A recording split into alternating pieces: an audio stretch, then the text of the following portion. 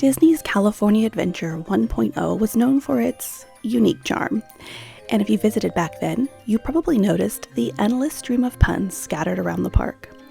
But what you might not know, according to former Imagineer Kevin Lively, is that many of these clever wordplays were actually crafted by Mark Davis. Not to be confused with Disney legend Mark Davis, but Mark Davis, aka lounge singer Richard Cheese. From Bakersfield Bakery, which literally pumped out the smell of burnt coffee, to Engine Ears toys featuring signs like Rancho Chuchumanga and a clock that showed the time as El Nino, the puns were everywhere. There was Burbank ice cream, and of course, Burger Invasion, proudly boasting it's a meteor shower. At Taste Pilot's Grill, you could grab a bite because that's where great food is rocket science, while Earborn Popcorn promised that our ears really pop. And then of course there was Catch-A-Flav, which honestly deserves its own video because the soft serve with a swirl was iconic. Maliburritos didn't last for too long. It shut down in 2001 due to more food spots than visitors. But just look at all of these puns. You can't beat these burritos. Holy frijole? Amazing. Manhattan Beach and sideshow shirts made up for it, with its oddities, frivolities, and curiosities. Here's a picture of me and my friend standing next to one of the other puns. Take the shirt off our rack. Dirty.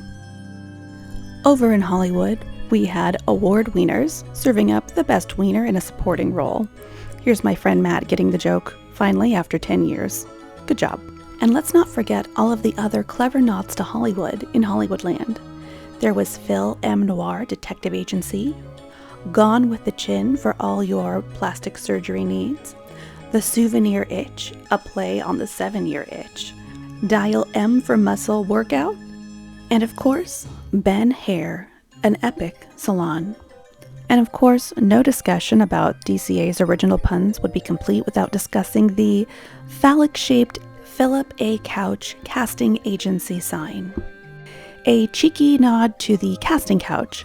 This was a thing long before the Weinstein scandal, but Disney actually bought Miramax from the Weinstein brothers in 1993, so talk about awkward. There was Hollywood and Dine, which had 4 different restaurants, all inspired by famous LA eateries, or the delicious Sam Andreas Shakes, inspired by the San Andreas Fault Line, where you could get the best date shakes in the park. They were delicious, to a fault. And the rides themselves were full of puns as well. You couldn't miss rides like the Maliboomer or California Screamin', 2 thrills that brought the adventure to California Adventure. Afterwards, you could stop by the Fly and Buy Souvenirs to grab a memento, or Loud Bang's Pin Traders to swap some pins with flair. These puns may have been quirky, cheesy, and even hated by some, but next time you're strolling through, give a little nod to Mark Davis, aka Richard Cheese, for adding a little extra cheese to California Adventure.